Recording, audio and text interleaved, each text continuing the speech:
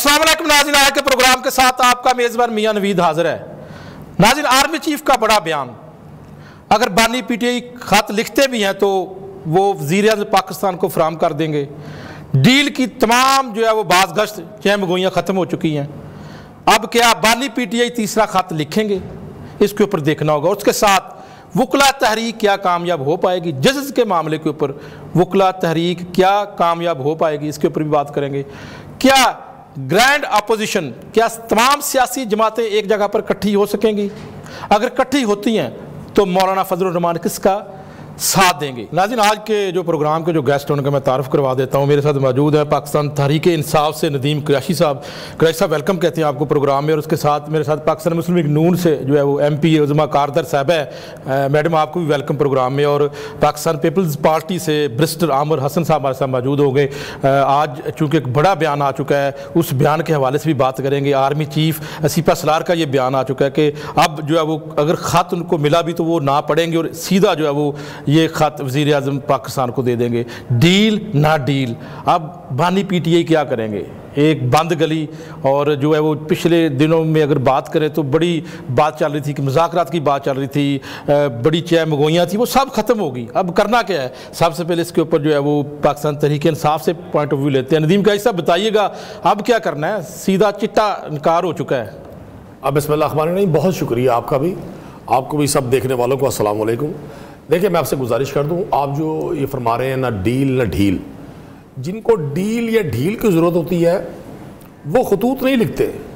वो अपने मुखातिब से या जिससे उनका टारगेट हो या कोई अज़ाइम हो तो उनसे खुफिया मुलाकातें करते हैं, खुफिया रास्ते तलाश करते हैं, पर्दों के पीछे मुलाकातें करते हैं। इमरान खान साहब की आप पिछले 1.5-2 साल की जो ये नाहक कैद है बतौर एक ज़मीर के कैदी के, सारी दुनिया इसको मानती है। उन्होंने बड़ी इस्तकामत से, बड़े वक़ार से इस सारे मरहले को, इस सारी तकलीफ़ को ना सिर्फ सर किया है बल्कि सर कर भी रहे हैं।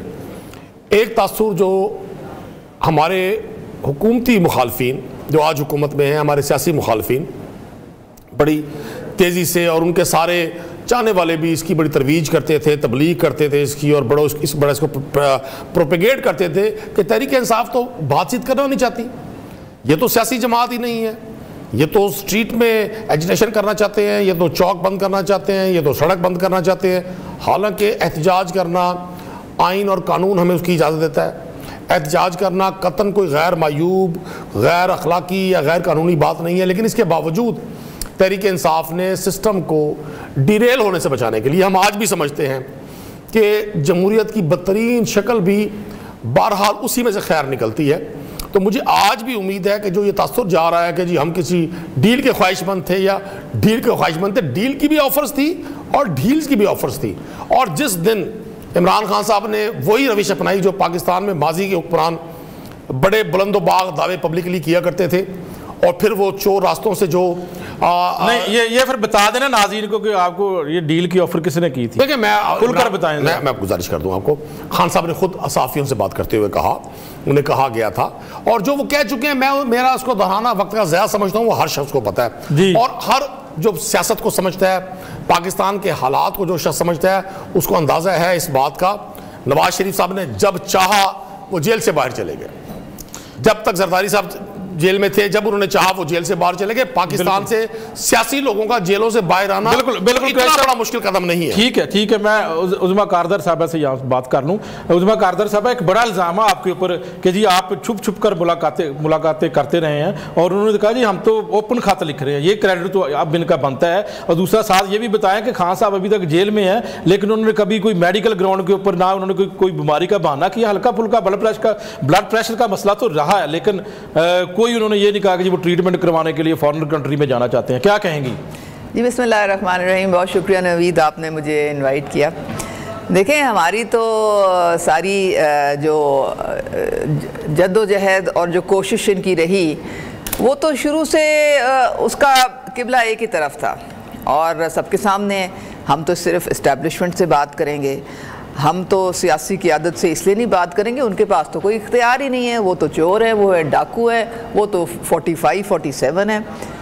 तो भाई साहब बड़े महीने तगदो की इन्होंने कौन सा पापड़ नहीं बेला, सारी डील ढील जितने भी है उसका बोरिया बिस्तरा जब गोल हो गया, जब सब दरवाजे वहाँ से बंद हो गए और वहाँ से कोई जवाब नहीं आया, माँ सवाए इसके कि देखें आपको अगर कोई सिक्योरिटी का इशू है तो हम आपके लिए मौजूद हैं, आपके साथ हैं, कोई सियासी बात आपने करनी है तो जाके सियासी लोगों से करें, हमारा कोई ताल्लुक नहीं सियासत से, हम एपॉलिटिकल है। उस्मा साहब कोई आप ही इनको टिप दे दें, कोई आप ही बता दें, आपका एक्सपीरियंस है, तजर्बा है कि ये क्या करें। देखें ये मैं इनको तो कई दफ़ा कहा गया कि दो रास्ते, एक तो नंबर 1 आपको जिसने भी मशवरा दिया था ना कि आप फौजी तनसीबात पे हमला करें, आपने अब एक ये नाकाबिले माफ़ी एक जो जुर्म किया है उसकी आप कौम से माफ़ी मांग लें। बानी साहब खुद आएँ और कौम से माफ़ी मांगें और कहें कि मैंने गुमराह किया था कौम को, मैं आइंदा कभी ऐसी गलती नहीं दोहराऊंगा, और इदारे से भी माफ़ी मांगें। एक तो ये तरीका है, ठीक है, ठीक। वो वहाँ उसका जवाब बानी साहब ने ये दिया कि इदारा मुझसे माफ़ी मांगे, ये इदारे ने जानबूझ के 9 मई किया था, ये इनके हालात हैं। आप तो वहाँ पे अच्छा, फिर आप खान साहब को बानी पीटीआई को बड़ा क्लोज जानती रही हैं मिज़ार उस जमात में, तो आप कोई आपका क्या एक्सपीरियंस, आप कोई इनको बताएं क्या करना है, किस तरह ये निकल सकते हैं। देखें आपका तो काफ़ी तजर्बा है। बात सारी ये है कि इस वक्त इनके पास जहाँ तक तो इनकी सज़ाओं का ताल्लुक है, इनकी अदालत के केसेस का ताल्लुक है, हम वहाँ पे इनकी मदद नहीं कर सकते। वहाँ पे इनको अदालत के पास जाना पड़ेगा और अदालत जो फैसले करे कि जिस तरह हमारी भी लीडरशिप ने अदालतों के फैसले पे बाइज़्ज़त तौर पे उनको रिहाई मिली और वो बाहर आए। मुज़ाकरात के हमने दरवाजे इनके लिए खोल दिए थे, क्योंकि जमहूरी यही तरीका होता है कि कोई ऐसी बात नहीं जो कि मुज़ाकरात के थ्रू हल ना की जा सके, और एक पाकिस्तान के इंटरेस्ट में, पाकिस्तान के अवाम के इंटरेस्ट में बहुत ही अच्छा एक मौका था इन लोगों के लिए कि आते ये टेबल पे हमारे साथ बैठते और फिर जो भी हम इनके लिए कर सकते थे हम कोशिश कर रहे थे। आपने देखा ये वहाँ से भी भाग गए, इन्होंने यू टर्न लिया जब इनके ये चाहते थे कि एक एग्जीक्यूटिव ऑर्डर से सारे केसेस ख़त्म हो जाएं। भाई हम वो चीज़ हमसे ना मांगे जो हमारी बसात से बाहर है। जुडिशल कमीशन पे अभी बात हो रही थी तो हजूर हम सारे आके बैठे हुए थे, इनका इंतजार कर रहे थे। पीटीआई में वो कौन लोग हैं जो खान साहब को गलत मशवरे देते हैं और आज एक जिस तरह कहते हैं कि बंद गली में वो ये सियासी जमात पहुंच चुकी, कौन से ऐसे लोग हैं? देखिए जो बानी साहब है ना वो अक्ल कुल हैं, वो समझते हैं कि खान है तो पाकिस्तान है और उनके सिवा किसी की कोई वक़्त वैल्यू उस पार्टी में नहीं है। वो उस ज़माने में भी कहते थे कि मेरे जो MNAs MPs है वो मेरी वजह से बैठे हुए हैं, मैं नहीं हूँगा तो ये क्या बेचेंगे जाके बाज़ार में, कुछ नहीं इनके पास बेचने के लिए, तो वो किसी को कोई खातिर में नहीं लाते हैं। वो सिर्फ इस वक्त खातिर में लाते हैं अपनी सोशल मीडिया टीम को जो लीड कर रहा है जिब्रान इलियास, क्योंकि ये एक सोशल मीडिया की पार्टी है, इनको उबाल आता है सोशल मीडिया में, ठीक है, और वहां से ये हर किस्म का झूठा बयानिया बनाते हैं। मैं आपकी तरफ दोबारा वापस आता हूं। ये रियासत को जिच करते हैं, रियासत के खिलाफ, उसके इदारों के खिलाफ, उनके सरबराहों के खिलाफ घटिया मुहिम चलाते हैं, ना सिर्फ मुल्क में चलाते हैं पूरी दुनिया में जाके चलाते हैं। तो उनके लिए तो अन्नदाता जो है वो जिब्रान इलियास है। सियासी क़यादत को कौन पूछता है? कोई नहीं पूछता। पीटीआई में शाह महमूद बेचारे जेल में बैठे गए थे, मुझे कोई मशवरा ही नहीं करता आके। इसी तरह से नदीम कुरैशी ये भी बात करते हैं, लेकिन उससे पहले मैं उससे पहले मैं बैरिस्टर आमिर हसन साहब से बात करता हूं। आमिर हसन साहब बताइएगा कि इस वक्त जो सूरत हाल है IMF की अगर बात करें तो एक वफद जो है वो चीफ जस्टिस से मुलाकात उसकी हुई है, कि आप समझते हैं कि बानी पीटीआई की रिहाई के लिए IMF जो प्रेशर डालेगा, क्या सूरत हाल आप इस वक्त सियासी सूरत हाल देखते हैं? बहुत शुक्रिया जी। मैं नहीं समझता कि जी IMF के पहले ही इन्होंने बड़े खत लिखे थे कि पाकिस्तान को डिफॉल्ट करें, वो भी इनकी ख्वाहिश पूरी नहीं हुई, और फिर ये ट्रंप के आने पे तो जैसे इन्होंने लुडियां डाली थी वो किसी से ढकी छुपी नहीं है। तो मैं समझता हूँ कि पाकिस्तान के अंदर सियासत हो चुका ट्रंप से, पाकिस्तान पीपल्स पर जी ट्रंप वाली बात कर रहे थे ना, वो अब इनको जवाब हो चुका है वहां से। वही मैं कह रहा हूँ कि इन्होंने बड़ा कुछ कहा था, सियासत ऐसे नहीं होती। पाकिस्तान पीपल्स पार्टी ने आमरीयतों का सामना किया है, पाकिस्तान की पहली आमरीयत के साथ भी अगर टकराई है तो पाकिस्तान पीपल्स पार्टी टकराई है 67 में जब मार्ज़े वजूद में आई और अयूब को घर भेजा। उससे लेके आज तक हम आमरीतों के खिलाफ लड़े हैं लेकिन इदारे के खिलाफ नहीं लड़े।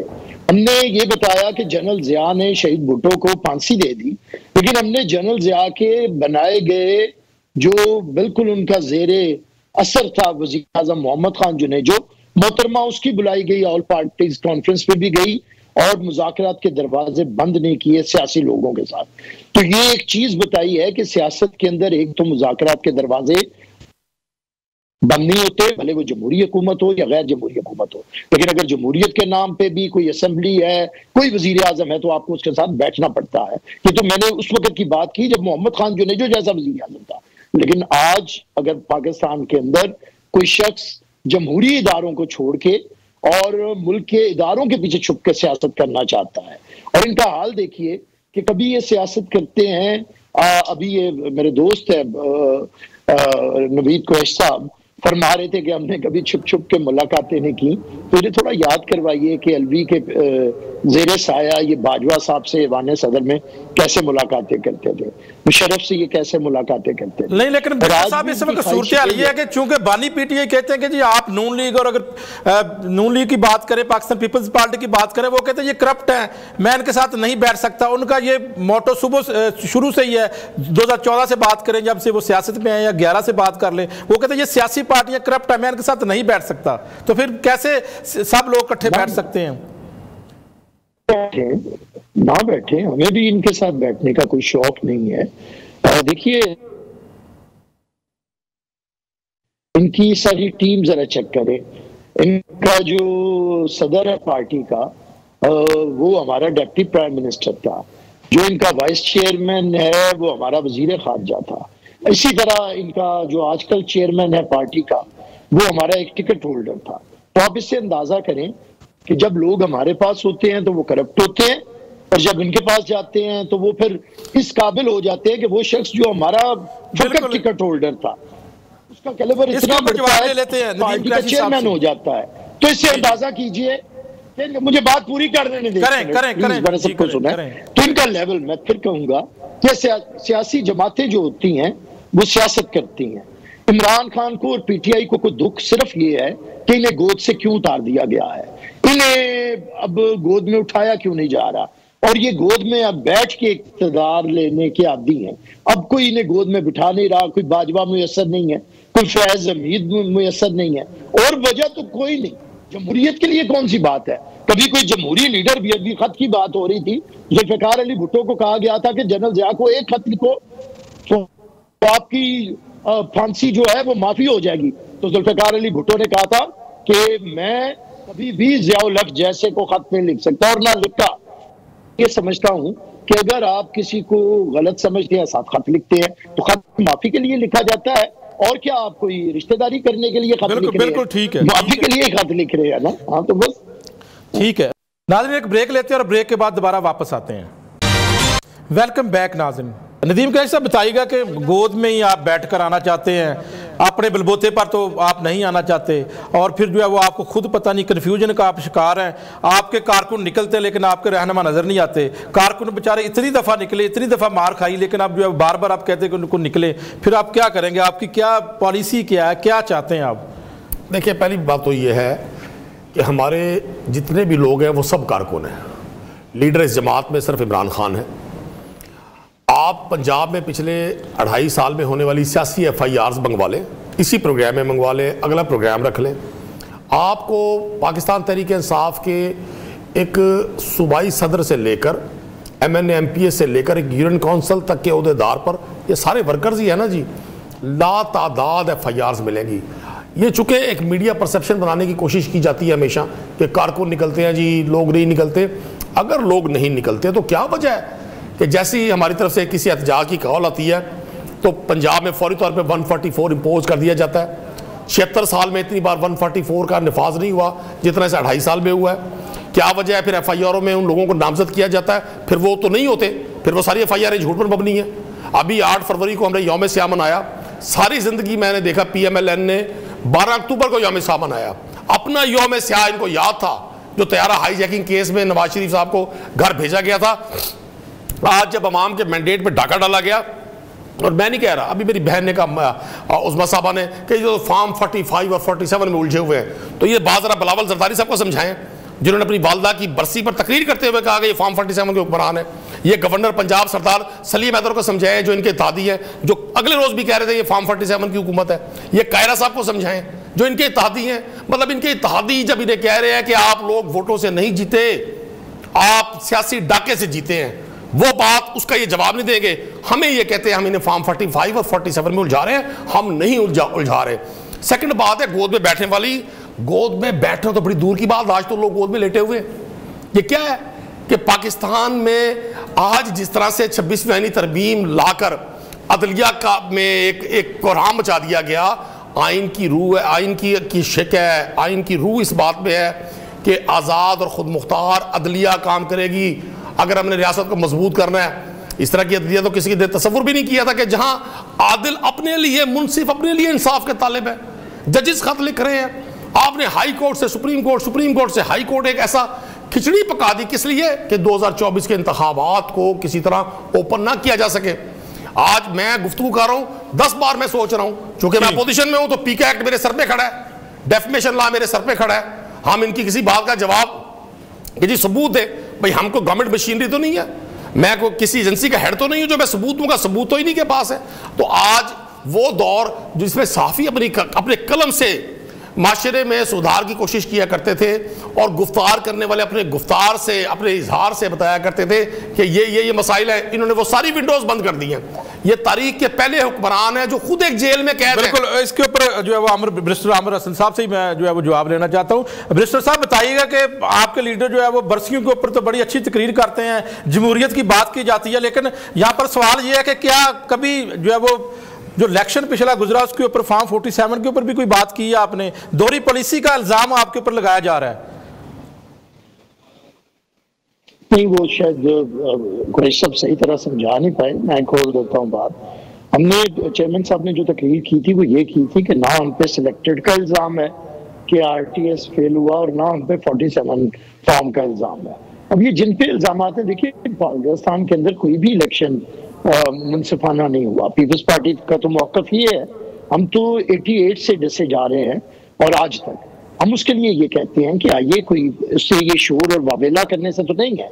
2018 में आप बगल बच्चे हो बाजवा के और फिर आप सिलेक्टेड हो के आए, तो फिर भी बिलावल साहब ने सिलेक्टेड कहा था ना। नहीं, तो लेकिन वज़ीर-ए-आज़म मुंह से मेरा सवाल है कि ये, क्योंकि ये हमेशा एक तारीख याद रखी जाती है, जिस तरह आपकी जो कायद भुट्टो साहब का केस है, आज भी उसको जो है वो जिस तरह उनके साथ जुडिशरी ने किया था। लेकिन मुझे ये बता दें कि ये जो मौजूदा इलेक्शन हुए थे, अभी जो हुकूमत है ये सिलेक्टेड है या इलेक्टेड है, क्योंकि तारीख ने तो याद रखना है। देखिए, मेरे ख्याल से इसका फैसला तो नहीं हुआ ना अभी तक। ये भी तहफ़्फ़ुज़ात है, हमारे भी तहफ़्फ़ुज़ात हैं। हम ये नहीं कहते कि आप तो बता दें, आप तो अपनी राय देना। तहफ़्फ़ुज़ात हैं हमारे इलेक्शंस के ऊपर। अच्छा चलें, इससे हम एक कदम आगे बढ़ते हैं।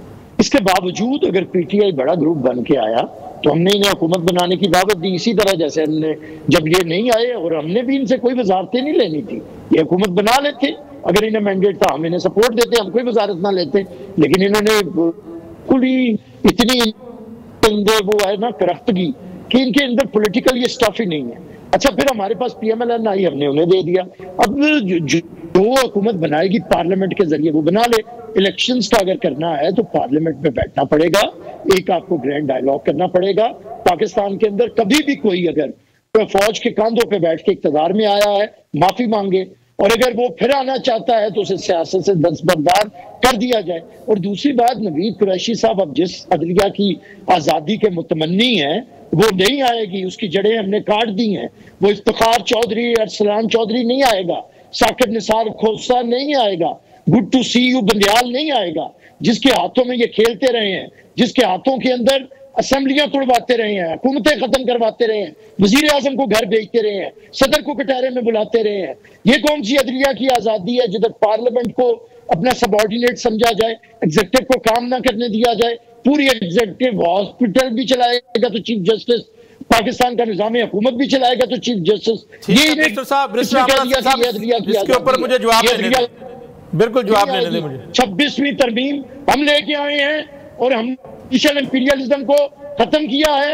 इफ्तिखार चौधरी जैसे जजों की भीख कनी की है और हम भी इस पर फिक्र करते हैं। अब कोई जुडिशल इंपीरियलिज्म नहीं आने देंगे इस मुल्क के अंदर। बिल्कुल ठीक है, हमारा तैया है और है। उसमें कारदार साहब बताइएगा कि आप भी तो जो है वो इनको ज़रा फ्री हैंड देना। 8 फरवरी को आपने फ्री हैंड नहीं दिया, तो आज भी इनकी पॉपुलरिटी, वो कहते हैं जी हम पाकिस्तान की सबसे पॉपुलर सियासी जमात हैं, तो आपने तो भी पूरा रगड़ा लगाया ना। जब भी ये कोई सजाज रखते हैं तो आप भी पकड़ दकड़ करते हैं जनाब, हर वो फोर्स इस्तेमाल करते हैं जिससे जो है वो इनको दबाया जा सके। आप क्या कहती हैं? देखें, बात सारी ये है, लोग इनके लिए अब निकलते ही नहीं हैं, क्योंकि इनका भांडा फूट गया है बीच चौराहे में। ना तो इनका लीडर सादिक और अमीन है, ना इनके पास कोई तंजीम है, ना इनके पास कोई सियासी तौर तरीके, ना कोई निकलता ही नहीं। काना के आपने देख लिया था, पूरा लाहौर खुला था, 1-2 हज़ार लोग भी निकाल के ला सकते। पकड़ दकड़ कंटेनर वगैरह ये नहीं, कंटेनर चले, आप बाहर समझ लें कंटेनर थे। लाहौर के अंदर तो कोई कंटेनर नहीं था ना, मेट्रो भी चल रही थी, मैंने खुद जाके सारा देखा था। अब आप सोचें, ये 8 का जो इन्होंने ढकोसला शुरू किया हुआ था मीनारे पाकिस्तान का, मैं 7 तारीख की शाम को डीसी के ऑफिस में पोलियो के हवाले से मीटिंग करने गई, तो वहाँ मीडिया सारा बैठा हुआ था। तो उन्होंने कहा कि मिसेस कारदार, हमें तो समझ नहीं आ रही, हम उस वक्त से वेट कर रहे हैं कि कोई पीटीआई का लीडर आएगा, वो कोई डीसी साहब के साथ बैठ के कोई बातचीत होगी, कोई TORs SOPs होंगे कि भाई किधर करना है, क्या टाइम होना है। कोई बंदा ही नहीं, कोई है ही नहीं बंदा उनकी साइड से। तो वो तो सोशल मीडिया का उबाल है ना। मैं आपको बार बार यही तो आपको बताने की कोशिश कर रही हूँ, ये सिर्फ सोशल मीडिया पे, ये सिर्फ सोशल मीडिया पे बयानिया। अब दूसरे प्लीज मुझे जरा बात करने की आप जरा मौका दें। देखें, ये जो एक तो 4.25 साल कासिम सूरी की मैं आपको मिसाल देती हूँ, स्टे ऑर्डर लेके 4.25 साल इन्होंने अपनी सीट पे गुजार दिए। जब ये 2018 का इलेक्शन हुआ था तो इन्होंने कितने 70 सीटों से इन्होंने हुकूमत बना ली थी। बाकी हमारे नून लीग के इन्होंने टिकट भी छीन लिए थे, उनके पोलिंग एजेंट्स निकाल दिए, जो हशर RTS के साथ इन्होंने किया सारा सबके सामने है। और इन्होंने कहा, जब नून लीग ने कहा जी आप इसको जुडिशल कमीशन बनाए, तो ये पार्लिमानी कमेटी बना लेते, ठीक है, वो कोई केस हुआ ही नहीं वहां। लेकिन वो आपके ऊपर है कि जी वो कहते हैं आपकी सिर्फ 20 सीटें हैं। अब दूसरे जनाब, ये जो हर वक्त जो चोर डाकू की ये किस्से कहानियां करते रहते हैं, तो अब तो मेरे बाकी पार्टियों को ये कहना चाहिए कि सबसे बड़ा चोर डाकू तो इनका अपने बानी है। अभी 14 साल की कैद किसको हुई है? मुझे तो नहीं हुई ना, ये इनके बानी को ही हुई है ना। किस वजह से हुई है? मिस यूज ऑफ अथॉरिटी और वो जो अपनी रिश्वत और ब्राइबरी। लेकिन वो मेडिकल के लिए बाहर नहीं जा रहे, अभी तक कोई बात नहीं। देखिए, आप वो मुजरिम तो डिक्लेयर हो गए ना, और वो जो तोशाखाना 2 है, और वो जो फॉरेन फंडिंग केस है, और जो जितना भी ये इन्होंने जो आगे पीछे की इन्होंने ये जो 3 कैरेट और 5 कैरेट डायमंड सबके सामने ये कहानी है। लेकिन साइफर बना, ये मौत होनी थी, वो सारे वो तो भी खत्म हुए ना सारे। फिर आप मुझे ये बताएं ना कि ये फिर इनकी अभी है ना गुड टू सी यू वाली अभी भी डिसीजंस आ रही है। साइफर का केस एब्सोल्युटली नॉट, कब से एब्सोल्युटली यस हो गया है। ये पैंतरे बदलते हैं, इनके जो यू टर्न जो है ना, ये अपनी मर्जी के मुताबिक होते हैं, और जब इनका अपनी कोई फैसला अपनी पसंद मनपसंद नहीं आता, फौरन ये स्पिन स्टोरी बना देते हैं। लेकिन अब लोगों को पता लग गया है कि कौन जो है मुल्क की खिदमत करता है, कौन मुल्क में तरक्की करता है, किसके ज़माने में तरक्की होती है और किसके ज़माने में इंतशार फैलता है, केओस फैलता है और मुल्क नीचे की तरफ जाता है। अभी देखें, सारे मुस्बत इशारे हैं आपके, जो जितने भी इकोनॉमिक इंडिकेटर्स हैं, आपका डॉलर स्टेबल है, आपकी जो स्टॉक मार्केट है वो 1,30,000 पे सबसे हाईएस्ट है, एक साल के अंदर अंदर 60 से 130 पे। आपका इंटरेस्ट रेट 23% से इस वक्त 12% पे। आपकी जो फॉरेन एक्सचेंज रिजर्व्स हैं वो 4 अरब डॉलर से 12 अरब डॉलर पे हैं। रिमिटेंस जो इन्होंने बंद करवाने की कोशिश की, जिसको केपी ने सबसे पहले रद्द किया, रिमिटेंस आपकी 2.5 अरब डॉलर से 17.5 अरब डॉलर पे हैं। तो ये सारे इंडिकेटर्स जो है, इनकी चूरन बिकना बंद हो गया। अब ये क्या करेंगे? अब डिफॉल्ट तो कोई नहीं कह रहा ना, अब कोई डिफॉल्ट नहीं कह रहा, पाकिस्तान कर रहा है। अब क्या चूरन बेचेंगे लोगों को? परफॉर्मेंस पर बात कर लें, और फिर जो है वो जब आप कहते हैं कि इनकलाब लेकर आना है तो फिर आप दफा 144 की अगर बात करेंगे, अगर लग भी गया तो क्या बात है, निकले फिर सियासी कारकुन तो निकलते हैं। अगर आपके रास्ते ब्लॉक किए जाते हैं, रुकावटें लगाई जाती हैं तो फिर भी आप निकलते हैं, सियासी जमातें तो निकलती हैं। फिर अगर आपकी इतनी स्ट्रीट पावर है तो फिर ये बहाने आप क्यों बनाते हैं जी, हमें जगह का इंतखाब करने की इजाजत नहीं दी गई, आपको जो है वो कंटेनर लगाए गए, तो फिर ये सारी बातें हैं। जब एक सियासी कारकुन जब उसका लीडर काल दे देता फिर निकलना होता है। तो दूसरी जानब मुआशी सूरत आपके सामने उजमा कारदर साहब बता रही कि इस वक्त बेहतरीन काम चल रहा है, तो फिर क्यों आप हड्डल पैदा कर रहे हैं? ये लोग ही निकलते हैं जिन पर 26 नवंबर को गोलियों की बारिश करवाई गई। आज तक तारीख में कभी किसी जमहूरी हुकूमत में सियासी प्रोटेस्ट पे गोलियां नहीं चली। ये लोग ही निकलते हैं। ये लोगों पर हर FIR में देखेंगे आप 25 मालूम और 2000 नामालूम अफराद। मैं तो आपसे इसलिए कह रहा हूँ आप सब ये एक प्रोग्राम रख लें, सिर्फ पंजाब की FIRs का आपको अंदाजा हो जाएगा। एक FIR में 500, 300, 200 लोग चंद नामजद होते हैं, 500 और हजारों लोग नामालूम होते हैं। वो लोग ही होते हैं। रहेगी बात सरकारी मशीनरी जब इस्तेमाल होती है, हम खुद भी कोशिश और ख्वाहिश करते हैं कि आम आदमी की ज़िंदगी को नुकसान ना पहुँचे। ये पाकिस्तान की तारीख के वो लहू पीने वाले हुक्मरान हैं जिनको अपने इक़्तिदार के लिए कुछ भी कर गुजरने का शौक़ है, जो ये चाहते हैं सबको मार दिया जाए, इनका इक़्तिदार तमाम बख्शे। द सेकंड मेरी बहन ने भी तो कई बार ये दोहराती है सोशल मीडिया की पार्टी। भाई सोशल मीडिया के सारे तो आप चल रहे हैं। आप पंजाब में, आप ये भी पंजाब में, मैं भी पंजाब में हूँ, आप पंजाब से सिर्फ पंजाब की टिकटॉक बंद कर दें, सोशल मीडिया बंद कर दें, आपकी चीफ मिनिस्टर और आपकी हुकूमत ज़मीन पे धड़ाम से आ जाएगी। नाज़रीन एक ब्रेक लेते हैं और ब्रेक के बाद दोबारा वापस आते हैं। वेलकम बैक नाज़रीन। अमर हसन साहब बताइएगा कि क्या आप समझते हैं कि महंगाई में कमी आई है? आप चूंकि इत्तेहादी हैं, आप जरा बता दें जरा क्या इस वक्त सूरत हाल क्या है महंगाई के हवाले से पाकिस्तान में? देखिए, जो कुरैशी साहब ने बात की है एक सतह तक वो बात दुरुस्त है, लेकिन कुरैशी साहब MPA हैं और हुकूमती मामलात को जानते हैं। उन्हें ये भी समझना पड़ेगा कि इकोनॉमी की नहीं, इसका मतलब है कि आप कहते हैं कि महंगाई में कमी नहीं हुई, आप ये बात तस्लीम कर रहे हैं मिनिस्टर साहब? मुझे बात तो पूरी करना जी जी करें। महंगाई की शरह पहले 37% के हिसाब से बढ़ रही थी। अगर कोई चीज बढ़ती थी महंगाई तो वो 37% बढ़ती थी। अब वो आके 3-4-5% की सतह पे आ गई है। अब महंगाई उस तरह बढ़ नहीं रही। अच्छा, जब महंगाई की शरह कम होती है तो उसका मतलब ये नहीं होता, नहीं, महंगाई की शरह जब कम होती है उसका मतलब ये नहीं होता कि चीजें सस्ती हो जाती हैं। वो तो कभी भी नहीं कोई करता। लेकिन अब जरूरत ये है कि अगर स्टेबिलिटी इकोनॉमी में आई है तो अब गवर्नमेंट को अगले 2-4-5-6 महीने के अंदर ये चाहिए कि इसके जो समरात हैं वो आम आदमी तक पहुंचे, जो अभी तक नहीं पहुंचे। उसके लिए अब इन्हें इकोनॉमी में, लेकिन जो मुल्क की इकोनॉमी PTI छोड़ के गई थी और जो ये खुद फरमाते थे कि ये श्रीलंका बनने जा रहा है, ये डिफॉल्ट होने जा रहा है, अपनी हुकूमत जाते ही तो इन्हें पता था कि ये क्या करके गए हैं। तो मैं ये समझता हूं कि देखिए यहाँ पे हम एक दूसरे को, बदकिस्मती ये है कि मैं जीतना चाहता हूं कुरैशी साहब से या PMLN से। इस जीतने की बजाय अगर हम किसी इत्तेफाक करें, जैसे पीपल्स पार्टी ने समझा कि हमें लोगों ने मैंडेट नहीं दिया, हम तीसरे नंबर पे हैं, हमने बड़े ग्रुप को कहा हुकूमत बनाए, उन्होंने नहीं बनाई। दूसरे ग्रुप को कहा कि आप सारी वजारतें लें लेकिन लोगों के मसाइल हल करें। तो क्या हम बैठ के पार्लियामेंट के अंदर बजाय एक दूसरे के ऊपर तानाजनी करना, गालियां बकना, गद्दार कहना, क्या आवाम की महंगाई कम करने के लिए, बेरोजगारी कम करने के लिए, मुल्क को आगे बढ़ाने के लिए क्या हम मिलके कोई अपने मुश्तरकात के ऊपर इकट्ठे नहीं हो सकते? सारे जानते हैं अगर ये कुरैशी साहब बात करें तो इनके लिए यही तोहमत काफी है कि इन्होंने 4 साल इस सूबे को बुजदार दिए रखा है। इससे बड़ा भी कोई कलंक का टीका होगा कि जो पंजाब जैसे सूबे को एक बुजदार जैसा वजीर आला दे। तो मैं ये समझता हूं कि अच्छाइयां बुराइयां अब साइड पे रखें। इस वक्त लोग तंग आए बैठे हैं। अगर ये महंगाई है, अगर हालात खराब है तो पॉलिटिकल पार्टीज अपनी पॉइंट स्कोरिंग ना करें। मैं 22 डिस्ट्रिक्ट्स में गई हूँ, clinic on wheels, her district में बिला तफरीक गाड़ियां जा रही हैं। कम से कम इस वक्त 50 लाख से 60 लाख जिनको घर पे फ्री दवाइयां मिल रही हैं। और बिला जितने धीरानी प्रोग्राम, हिम्मत कार्ड, किसान कार्ड, बिला तफरीक हर डिस्ट्रिक्ट पंजाब में, हर डिस्ट्रिक्ट पंजाब में है। सारे 30 साल में पहली दफा अपग्रेडेशन हो रही है, 30 साल में पहली दफा अपग्रेडेशन हो रही है, तमाम पंजाब में हो रही है। सड़कें तमाम पंजाब में बन रही हैं, 140 अरब रुपया मुख्तस किया है तमाम सड़कें। केपी में एक सड़क नहीं बनाई इन्होंने, एक टका नहीं लगाया। वहां पे अपनी इनके जो वजीर बैठे हुए वो कह रहे हैं खुदा के लिए ये करप्शन बंद करें, 7 अरब का टीका, तो पीछे इनके अपने वजीर ने इस्तीफा दिया।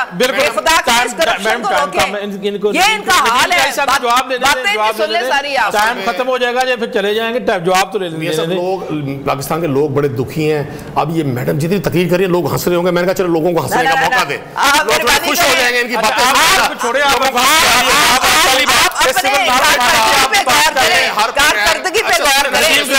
मेरा सवाल ले लें, सिविल की बात कर लें या फिर जो आप आपका सड़क पढ़ाओ इसकी बात कर लें। फिर आपने कहा नाकामी हुई है, बता दें। 3 बार रहे नवाज शरीफ वजीर आजम पाकिस्तान के, 1 बार इनकी पार्टी से रहे शाहिद खान साहब, 2 बार रहे शहबाज शरीफ साहब। तो मैं इनसे पूछूंगा ये वजीर आजम पाकिस्तान के रहे थे या सिर्फ लाहौर के रहे थे? इन्होंने केपी में हॉस्पिटल्स क्यों नहीं बनाए? चले सूबाई को मैं उसमें भी बात कर सकता हूं, लेकिन मैं इनसे सवाल करता हूं, ये मुझे बता दें 6 बार वजीर आजम रहने वाला शख्स, उसको सखर नजर नहीं आया, उसको नवाब शाह नजर नहीं आया? शेर अफजल मरवत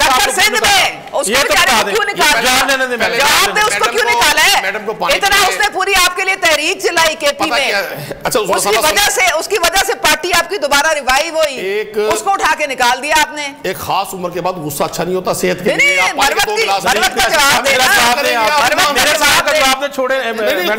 मुझे इनकी सेहत की ज्यादा फिक्र है, हमें इनकी जरूरत है। ये नहीं होंगे तो टीवी पे कौन लगा सही सलामत हूं, आप अपने जवाब दें के लिए आप जवाब दें क्यों हाथ नजर आते हैं, उठा के बाहर फेंक देते हैं। आप चुप हो, जवाब दें, मुझे जवाब दें कि ये जो सवाल मैंने किया है कि शेर अफजल मरवत साहब को क्यों निकाला, ये तो जवाब दे दें। देखिए मैं आपसे गुजारिश करता हूँ, ऐसी कतन कोई बात नहीं है। शेर अफजल मरवत साहब का ज़ाहिर है पार्टी के साथ एक बड़ी कंट्रीब्यूशन रही है, उनका एक बड़ा काम है। हम एक सियासी जमात है, हम कोई डिक्टेटर पार्टी नहीं है, ना कोई हम प्राइवेट लिमिटेड पार्टी है किसी खानदान की। सियासी जमातों में आप मेरे दरमियान में क्यों बोलती है? मैं आपके दरमियान में आपको कहा है पानी पिए, सेहत के लिए अच्छा नहीं है। मान तो जाएंगे, निकाल दिया नहीं, ऐसा नहीं है, ऐसा नहीं है। मैं किसी मैं वो लेटर ला देती हूँ जिसमें उनको निकाला गया। मैं किसी भी देखिए अभी भी इनके हमारे पार्टी से रब्ते हैं, मैं मरियम नवाज साहब को सोशल मीडिया पे हमसे ज्यादा बहुत शुक्रिया, तमाम मेहमानों का शुक्रिया। नाज़रीन डिबेट आपने सुनी, फैसला आपने करना है और मुझे इजाजत दीजिएगा, इंशाल्लाह फिर हाजिर होऊंगा। तब तक के लिए अल्लाह हाफ़िज़।